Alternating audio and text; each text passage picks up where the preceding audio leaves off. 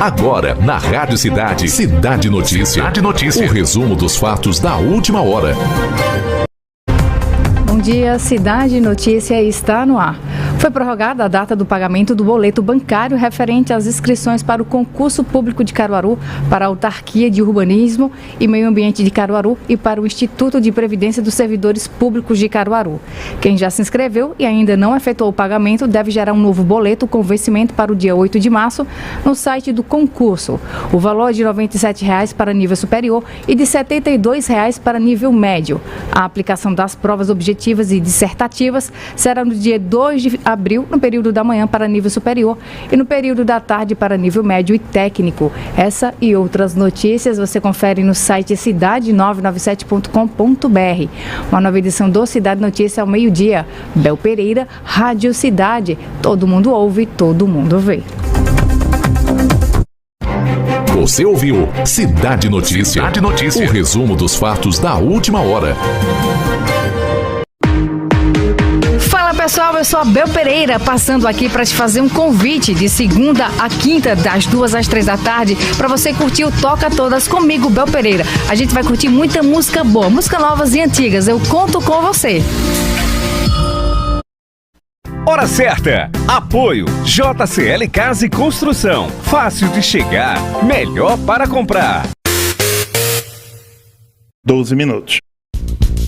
Começa agora o novo Cidade Entrevista. Marco Aurélio Freire e Mário Flávio debatendo os principais assuntos do dia. Apoio Santa Joana, a melhor água mineral do Brasil. Agora também com refrigerante Santa Joana.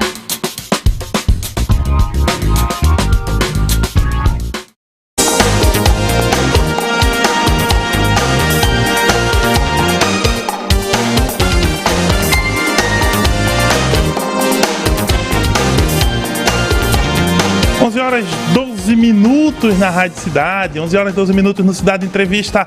Está no ar o Cidade Entrevista de hoje, quinta-feira, dia 2 de março de 2023. Cidade Entrevista começa, hoje nós vamos falar, né, de um assunto um pouco diferente, mas que envolve, obviamente, toda a sociedade, né? Nós vamos falar, né, de economia, mas de um jeito diferente de falar de economia. Vamos falar basicamente, né, da economia do crime, né? Para isso, nós temos aqui na bancada do Cidade Entrevista o consultor em tecnologia, graduando em economia, Rick Daniel, né, que ele já está à minha direita na bancada, à sua esquerda na tela da Rádio Cidade, né? Já faço o convite para você nos acompanhar pelas imagens da Rádio Cidade aqui no Flixicidade, que você baixa rapidinho aí no Android, no iOS e também no nosso canal do YouTube, que é Rádio Cidade 99.7 reportagens, tá bom? O Rick, né, como eu disse, consultor de tecnologia, graduando em economia, já vai conversar. Ele, inclusive, esta semana publicou um artigo no blog do Mário Flávio, muito interessante por sinal, gente. Dê uma acompanhada lá no blog, vocês vão ver, tem muita notícia do dia a dia, mas também tem artigos conceituados e é muito interessante, porque o artigo dele era sobre a economia do crime, mas basicamente a famosa guerra às drogas, que é um assunto que a sociedade não pode de forma alguma esquecer, porque tem a ver com políticas públicas, tem a ver, né, com tudo, com muita coisa que ocorre, obviamente, e infelizmente, né, na nossa sociedade. Então, o Rick veio conversar um pouco sobre isso. Primeiramente, Rick, um bom dia para você. É um prazer tê-lo aqui no Cidade Entrevista pela primeira vez. É muito bom a gente poder conversar um pouquinho e sair um pouquinho da caixa, né? É um assunto que está todo dia em evidência, gera uma série de notícias policiais, notícias que lidam com questões penais, judiciais, mas que é muito pouco abordada a partir do viés da economia e do viés de um olhar um pouco mais diferente. Então, queria primeiramente, né, lhe receber aqui no Cidade Entrevista, agradecer sua presença e lhe perguntar, você como graduando em economia, como alguém que lida com a tecnologia, né, por que pensar nessa questão da guerra às drogas? E o que seria isso, né? O que seria essa ideia de guerra às drogas que, inclusive, você usa lá no seu artigo? Bom dia, seja bem-vindo à Rádio Cidade. Bom dia, Marco Aurélio, obrigado, né, pelo convite aqui. Como ele disse, meu nome é Rick, eu trabalho com tecnologia e estou terminando agora a graduação em economia e aí a guerra às drogas, o que é, né? Como eu falei lá no artigo, eu faço uma comparação, né, sobre um filme, uma série de filmes que tem, que é o The Purge, que traduzido seria o Expurgo, mas no Brasil vai para Uma Noite de Crime. São 5 filmes e uma série, tem na Amazon Prime, inclusive, a série.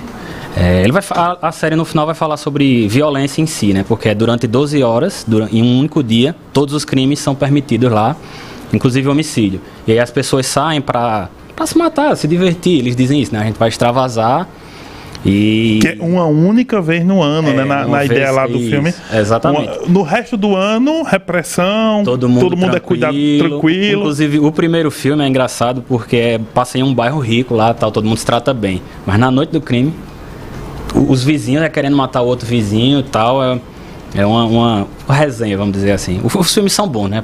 Podem assistir lá. E aí, o que foi que eu tentei fazer? Eu trouxe para a vida da gente, né? O que eu vejo como expurgo diário da gente. É só você... Qualquer jornalzinho, qualquer blog de notícia policial, você vai ver lá, tem gente morrendo todo dia. E aí, quando as pessoas vão... O repórter já chega e faz, mas esse cara tinha envolvimento com droga, ele devia alguma coisa, né? Como se o fato de você consumir uma substância ou até mesmo vender lhe desse, fosse permitido você morrer por causa disso. E aí eu trago o expurgo mais ou menos nesse sentido, de que a gente tem uma guerra diária, né? Guerra não é uma guerra à substância, porque, por exemplo, um pé de maconha, vamos dizer assim, ele não está armado, ele não tem uma arma, ele não mata ninguém. É uma guerra às pessoas, no final das contas, assim, o que eu entendo. E aí seria mais ou menos ali, 30% dos homicídios que acontecem, isso em Pernambuco, né? Eu citei lá, mas especificamente Pernambuco, talvez no Brasil, até mais. 30% dos homicídios que acontecem no país tem relação com droga, seja troca de tiro entre facções, que a gente tem vários filmes no Brasil que falam disso. Seria disputa de tráfico, tudo isso, confronto com a polícia e até mesmo o cara que deve lá o traficante e o cara vai lá e mata. Porque no tráfico de droga, né, não tem CSPC nem Serasa, não tem como você a cobrança negativar o cara. A negativação é na bala mesmo e tal. Seria um pouco mais nesse sentido o artigo da guerra às drogas e tal. Seria mais ou menos por aí. E aí é o seguinte, isso traz alguns aspectos importantes para a gente pensar, inclusive no uso da tecnologia. Você que é especialista nessa área, é possível dizer, né, nessa situação, a partir da sua área de atuação, o próprio crime tem se modernizado enquanto o combate, ou a guerra, como a gente chama, combate às drogas e ao crime em geral, ele vai muito mais devagar, né? E você tem percebido isso? Essas facções, elas têm usado mais de tecnologia, mais sistemas de informação. Isso é E por que se daria isso? Como é que você vê essa circunstância? Eu costumo dizer que se as pessoas que querem cometer os crimes, né, elas usassem a inteligência delas para o bem, esse país seria bem diferente. Tem a Dark Web, vamos dizer assim, a Deep Web, na verdade. Os traficantes lá fora, eles usam a Deep Web, que não é essa internet que a gente vê hoje, o Google, Facebook e tal, tem toda uma... mais escondido, vamos dizer assim. E aí por isso que o nome, né? Deep é profundo, né? A internet que não está ali na capa, na superfície, ela é mais... E dizem que é horrível, né? Algumas coisas lá, né? Algumas. O que você for procurar, você vai achar lá. Inclusive, o próprio governo dos Estados Unidos utiliza para transferir arquivos, né? A Wikileaks surgiu de documentos que os caras pegaram do governo na Deep Web. Inclusive, esses dias eles divulgaram diversos documentos do governo dos Estados Unidos, interferindo em vários países e tudo. Mas é isso, o ser humano é criativo, né? Então ele vai utilizar diversos meios para conseguir o que ele quer. Inclusive tem uma série, se eu não me engano, na Netflix, é Como Vender Drogas Online. Vai contar a história do cara lá que vendia droga de todo jeito, pela internet e tudo. Os caras são criativos, né? Porque existe a demanda, as pessoas vão consumir aquela coisa lá. Então vai ter os caras vão ofertar, independente e aí vão dar o jeito. Vai se armar, vai usar a internet e vários meios. Ô Rick, nesse campo então, porque quando a gente fala na questão das drogas, obviamente tem a sensibilidade é muito grande em vários aspectos, porque nós também estamos lidando com a destruição da vida das pessoas, de várias famílias, não é isso? E isso é uma coisa que parece quase como você está colocando, né? Um enxugamento de gelo, né? Porque as pessoas são mortas, mas mais consumidores chegam no processo e aí renova. Enfim, isso cria uma bola de neve que não parece acabar. Mas veja, são detalhes que tem que ser levados em conta, né? Inclusive para a questão da economia, né? O ímpeto destruidor, né? Muita destruição de famílias, uma questão também de saúde pública, né? Porque nós vamos ter repercussão na área da saúde, né? O atendimento que o Estado tem que ter. Então, não é uma questão que se resolve só na bala, ou seria. Então, como é que você vê essa coisa? O que é combate às drogas e um combate adequado? Como é que poderia... De onde partiríamos para resolver isso? Inclusive, o texto, né, ele surgiu por causa de uma polêmica que aconteceu no Carnaval de Olinda. Teve uma ONG que trabalha com redução de danos, e aí a moça lá da ONG, ela gravou um vídeo falando isso, de redução de danos e tal. Porque assim, a ideia da redução de danos é a pessoa vai usar, vai consumir aquela substância, a gente sabe que ela faz mal, né? Todo mundo sabe que cigarro normal faz mal, bebida, qualquer substância que vai alterar a sua consciência, no final ela vai fazer mal para você. E a ideia é reduzir os danos. Por exemplo, se você vai consumir cocaína, você vai usar um canudo, o que quer que seja, então você um limpo para não pegar as impurezas, tudo. Ela estava falando disso, né, da redução de danos, e aí tinha uns cartões informativos para dizer, olha, tal substância faz isso no seu corpo, tal substância faz isso. E aí gerou uma discussão na Assembleia Legislativa. Alguns deputados de direita começaram a dizer que ela estava incentivando o consumo de drogas. Os de esquerda começaram a dizer, não, ela está fazendo a questão da redução de danos, que é dizer às pessoas a melhor forma de usar, já que vão usar, né? O ideal seria que ninguém precisasse usar nada e tal, mas infelizmente a gente não dá para mandar o que o ser humano vai fazer. Às vezes a gente não consegue controlar nem o filho que a gente tem em casa, dizer, ó, não faça isso. Ele vai lá e faz. Imagina 200 milhões de pessoas dizer o que elas têm que fazer ou não. Não dá, né? Então a abordagem do Estado é, poxa, já que existe o consumo e ele gera um problema, como é que eu vou tratar esse consumo? Eu vou reduzir os danos desse consumo ou eu vou mandar prender, vou trocar tiro com esse pessoal, né? Tem um ponto em economia que é externalidade, que é o seguinte, você faz uma intervenção e aí isso gera externalidades positivas ou negativas. No caso da proibição das drogas, até agora, eu só tenho visto externalidade negativa, que é você dar dinheiro para vários traficantes. Inclusive o PCC estava querendo tirar o Marcola do presídio, o plano deles era 60 milhões de reais. De onde foi que eles conseguiram esse dinheiro? Boa parte vendendo droga, né? E aí é isso, existe, né? A externalidade, você tem a polícia entra no morro já preparada para matar ou morrer, porque eles sabem que vão encontrar traficantes lá. Inclusive uma resistência forte. Inclusive os traficantes estão lá porque o Estado não está, né? Onde não tem o Estado, não existe vácuo de poder, né? A gente, ciência política, você meio que vê isso, né? Então, se o Estado não está no local, o traficante vai, e o traficante faz... E ele não chega pro cara para conscientizar, não. Ele vai, ó, é porrada, é isso aqui, você vai fazer isso que eu quero e pronto. E aí, no dia a dia, você gera essa violência toda, né? De ali mais ou menos 30% a 39% dos homicídios tem relação com a droga, com o consumo e o combate, na verdade. Eu até falei no texto, tem um princípio no direito que é o princípio da alteridade, né? Que é o princípio que ele vai dizer que você não pode ser punido por uma autolesão. Seria mais ou menos nesse sentido. E aí é por isso que ninguém é preso por consumir a droga. Você vai no máximo ali para uma... O cara vai dizer a você que droga é ruim e tal, eles chamam de admoestação verbal, se eu não me engano. Vai tomar um carão. Vai. Admoestação verbal em direito é basicamente um carão. Exato. Delegado.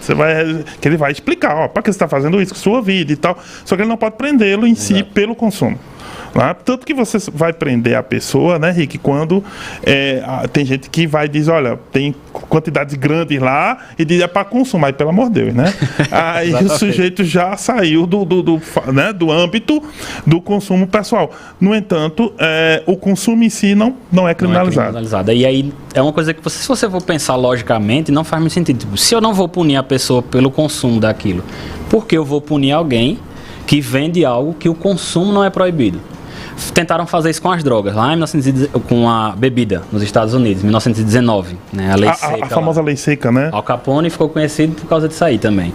Tem um filme muito bom, Os Infratores. Ele é de 2012 ali, vai falar um pouco da proibição do álcool nos Estados Unidos. Isso é corrupção, violência, tudo que a gente está vendo hoje, não é de hoje, né? Então, Para você, uma perspectiva de saída disso seria uma espécie de legalização ou do Estado chegar mais próximo do usuário? Quais os caminhos que a gente não está tentando e que, na sua opinião, poderia tentar? Acho que a gente primeiro podia trabalhar com a questão da redução de danos, né? Que é isso, que as pessoas vão consumir, então pronto, tem um livro que eu até esqueci de trazer, mas aí dá para citar, ele é o Na Fissura, é o fracasso do combate às drogas. Ele é de um jornalista da Escócia. Ele viajou vários países e foi estudar o que esses países faziam com relação às drogas. Ele foi para o Canadá, lá tem a redução de danos. O cara, se ele quer usar a droga, tem um espaço específico para ele usar. Na Holanda tem os cafés lá que você pode consumir. A Holanda tem uma coisa engraçada, que você pode usar a maconha lá no espaço, mas fora você não pode nem beber, você é mal visto. Eles têm essa... E há um detalhe, quando se fala em legalização, no mundo todo se fala mais sobre maconha, né? Sobre a cannabis. Uhum. Né? No resto do mundo não há debate que eu conheça, Rick, posso estar muito errado, mas debate sobre outro tipo de droga, metanfetamina, cocaína, aí não. Eu não tenho. Mas maconha, sim, maconha tem sido um debate amplo no mundo. E a Holanda tem essa política, né? Ela permite às pessoas um consumo, inclusive em bares, né? Em locais assim.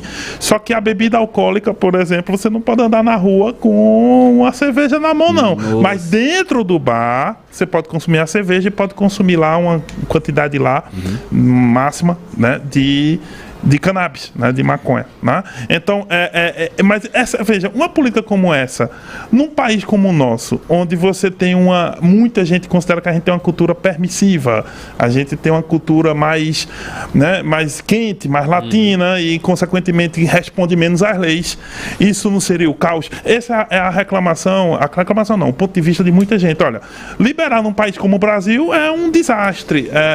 Então, quando a gente fala em liberação das drogas, não é bem descriminalização, são coisas diferentes. Liberar a droga, descriminalizar a droga é coisa diferente, né, Rick? Isso. O descriminalizar é o que já acontece, né? Você não vai punir mais a pessoa que consome. E o legalizar seria, qualquer pessoa pode vender em qualquer... Inclusive já existe, a gente vê aí na internet mesmo, vários locais que vendem, o pessoal chama de chavador, para fazer a própria droga lá. Isso já existe, né? O que ainda está meio proibido seria a venda em si, mas o legalizar seria isso, qualquer pessoa pode vender, qualquer pessoa autorizada, né? Pronto, o Uruguai legalizou, só que eles fizeram uma regulação muito pesada e aí só farmácia poderia vender.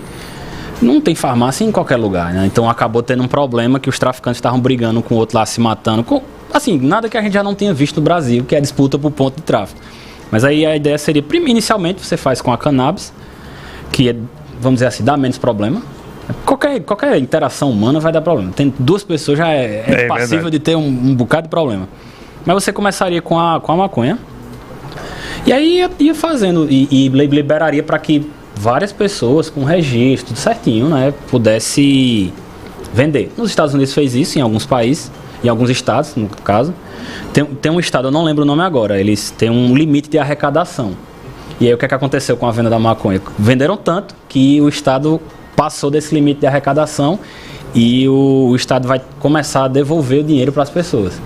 E aí um cara até brincou na entrevista, fez, não, eu aceito o meu num cigarrinho, pode me dar o meu imposto de volta no... Ou seja, esse debate da liberalização, ele está ocorrendo.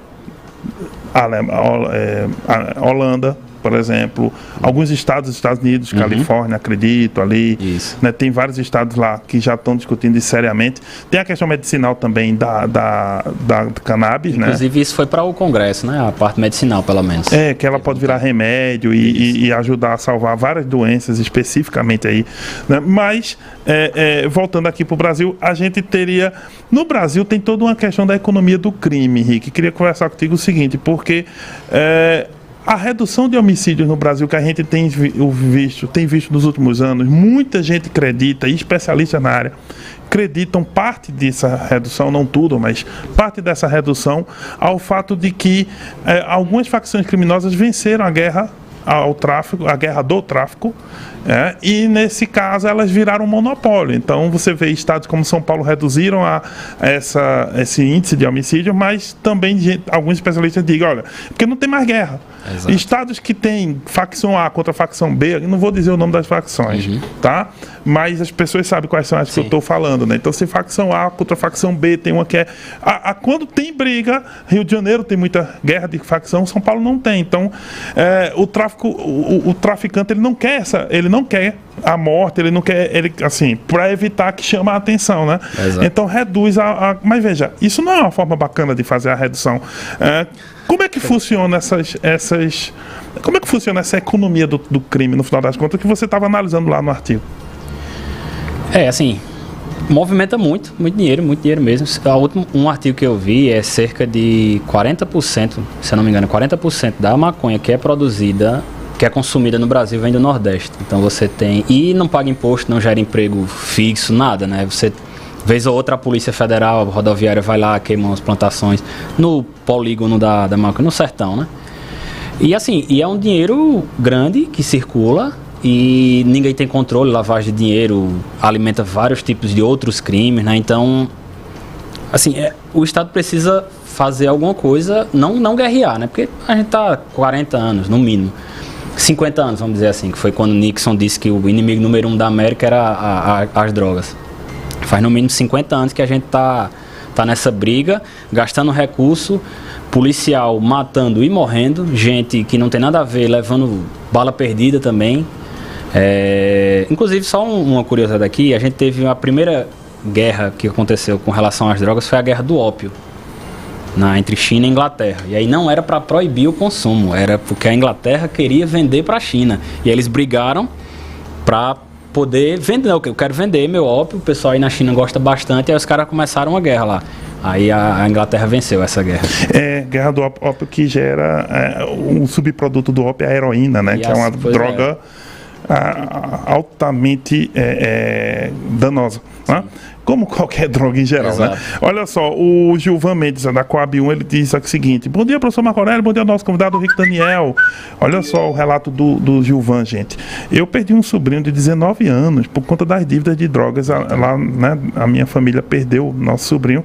A família fez de tudo, né, por ele, mas o vício acabou matando, né? E assim... também está matando outros tantos jovens, né? Hoje as dívidas de drogas, né? Elas fazem esse cenário que você falou também, né? A dívida da droga é paga, infelizmente, com a vida, né? E aí o Gilvan acha o seguinte: para acabar com isso, só implantando a lei que tem lá na Tailândia, onde os brasileiros foram mortos, né? Infelizmente é a única solução. Então o Gilvan, né, que tem um drama familiar. Gilvan, muito obrigado pelo relato aqui. Tem um drama familiar importante, né? E assim, a gente... Meus sentimentos, Gilvan. Mas o Gilvan diz, olha, essa é um endurecimento, né? Diz, olha, pegou, consumiu, tem de ser morto também, que aqui no Brasil não tem isso, né? Descriminalizado o consumo, tá? Isso aí é importante a gente entender isso. Mas se a gente criminalizar o consumo, situações como essa resolveriam, o senso comum diz muito isso, prende todo mundo, né? Até pena de morte. Resolveria, na sua opinião? Assim, se resolvesse, né, a gente não tira quase todo ano gente indo para lá vender as drogas, né? Esse é um problema. A gente tem, vamos dizer assim, 3 opções na política sobre drogas. A gente tem a legalização, a gente tem essa guerra mais ou menos ali que tem policial que recebe, vamos dizer, o arrego do tráfico. Isso acontece, corrupção, tudo. E a gente tem esse exemplo que ele citou, que é o de tolerância zero. Tolerância zero, né? Política de tolerância zero é o que o Gilvan tá falando. Não vai resolver. Eu não lembro ele citou esse, mas teve outro país que o presidente lá era Rodrigo Duterte. É a Filipinas. Rodrigo Duterte é a Filipinas. Ele disse que era também um sujeito muito duro com relação a consumo de drogas. Até que rolou um problema que foi o seguinte: descobriram que o filho dele estava envolvido com um tráfico internacional. Aí ele meio que já amoleceu assim, ficou aí, não sei se eu quero isso, mas depois ele disse: se meu filho estiver envolvido, vai morrer também. Mas não, como eu tinha dito no começo, não faz sentido assim, a gente não dá pra gente controlar o ser humano, né? O ideal mesmo seria que ninguém consumisse drogas, ninguém ficasse dependente, mas infelizmente é isso que acontece, as pessoas vão usar, independente de a gente dizer que tem ou não, E aí o Estado tem que fazer é garantir a melhor forma possível, né? Proibir as externalidades negativas. No caso, seria semelhante ao que se faz com o álcool. Porque o álcool também é uma droga, também atrapalha famílias, né? Também destrói Hoje em dia, pouquíssima famílias. gente fala em proibir o álcool, né? Porque já acostumaram. Apesar dos problemas que ele gera, até violência doméstica, tem cara que bebe e chega em casa e vai agredir a esposa, do acidentes de trânsito e tal, mas ninguém hoje pensa, não existe nenhuma política para proibir o consumo do álcool, porque já faz parte, né? Então, acho que a gente tem que ir meio que nesse sentido, do consumo do álcool ali, dizer, olha, vai fazer mal a você, se você for consumir, cuidado, como o cigarro também. Tá? Antes era incentivado o cigarro, né? Passava eu lembro, eu era mais novo, aí tinha corrida de Fórmula 1, mas aparecia propaganda de cigarro, tudo. Aparecia aí hoje, nos filmes também, né? Exatamente. Quem não lembra daquele garoto propaganda, né, de uma marca específica, né? Mas que era famosíssimo e o cigarro era associado à liberdade, né? Também comercial de moto, né? Muito ligado aí, né? Olha, aqui a gente vai terminando aqui, mas o Carlos Moreira diz: esse rapaz é sensacional, show de bola, Rick, né? O CL Cast também lhe mandando uns parabéns. O MJ, valeu, Rick, isso é um debate bastante necessário. E o Daniel Victor te manda palmas. O que é mais interessante é que ele escreveu palmas, né? Porque geralmente as pessoas mandam palminha no emoji, ele escreveu palmas para ficar bem claro aqui, o Daniel Vitor te mandando esse abraço. Rick, a gente vai chegando ao final, mas assim, a gente está lançando luz aqui porque, vez por outra, um meio de comunicação precisa trazer as vários pontos de vista dos debates, né? Tanto de um lado, dos lados, porque isso aqui não tem um lado contra outro, não é só fecha ou abre, não é tudo ou nada, não. Em geral, você tem graus, né? De quem liberaliza, de quem descriminaliza, de quem quer tolerância zero. Isso são graus, gente. Não é uma coisa assim, abre ou fecha. Então, por isso, é importante a gente trazer luz, né? Trazer as pessoas para a gente entender, ouvir os pontos de vista e, como sociedade, a gente tentar ver as soluções, inclusive para que a gente possa pressionar, ou não só pressionar, mas também, né, convencer os nossos representantes lá, vereadores, senadores, deputados e quem seja, o executivo também, para que eles possam implementar as políticas que a sociedade compreender como necessárias. Então, queria agradecer a tua presença aqui no Cidade Entrevista de hoje, né? Parabenizar pelo artigo. Quem puder ler o artigo, gente, o artigo ele vai expressando também vários desses elementos aí. Um artigo muito interessante, está no blog do Mário Flávio, não é isso? Como é o nome do artigo? O Brasil e o expurgo nosso de cada dia. O expurgo, ele usou essa metáfora com o filme Uma Noite de Crime, né? Filme não, os filmes, né? Os filmes, né? E o seguinte, qualquer dia desse também a gente tem que voltar aqui pra gente conversar um pouquinho sobre cinema também. Mesmo que seja nesse debate, porque você, pelo que eu entendi, séries e filmes você também curte muito. Gosto. Mas é um prazer tê-lo aqui, Henrique. Eu queria agradecer a sua presença aqui no Cidade Entrevista. Eu que agradeço a chance de poder falar um pouco sobre esse assunto. Não é a minha área específica em si, né? Até na graduação eu fiz sobre crescimento econômico da cidade e tal, que acaba, não é muito para essa área, mas eu fiquei com isso por conta da polêmica que surgiu da ONG, né, lá, da redução de danos. Mas é isso, obrigado pela oportunidade. E se quiser conversar depois sobre filme, a gente está também, né? Disponível também. Olha, o Hélio Albuquerque diz o seguinte: bom dia, professor Marco Aurélio. Tema polêmico, né? Porém importante. Parabéns ao entrevistado. Aqui é o Hélio Albuquerque, grande ouvinte nosso, né? E realmente, como eu disse, Hélio, muito obrigado pelo debate. Um programa de entrevista precisa, né, trazer os pontos de vista que existem na sociedade em vez de escondê-los. A gente traz, conversa, as pessoas participam, analisam também, põem seus pontos de vista e a gente vai entendendo, vai afunilando como é que a sociedade pensa, né? Mas só podemos entender quando ouvimos as pessoas. E, consequentemente, os outros pontos de vista também, né, estão convidados a virem por aqui também e conversar. A gente precisa entender mesmo. É um problema e, pelo menos, sobre isso todo mundo está de acordo. É um problema e é um grande problema. A gente quer tirar nossas famílias famílias, amigos, conhecidos e todo mundo. Tá bom? Mas Rick, muito obrigado. Vocês vão ficar agora, gente. A gente está encerrando Cidade Entrevista. Vocês vão ficar com o futebol primeiro tempo, né? Os meninos vêm aqui conversar sobre o futebol também, conversar o que está rolando na rodada, jogo do esporte, jogo do Náutico, enfim. Vem coisa por aí. Mas nós voltamos amanhã, 11 da manhã, se Deus quiser. Termina agora o Cidade Entrevista, seu programa de debates aqui na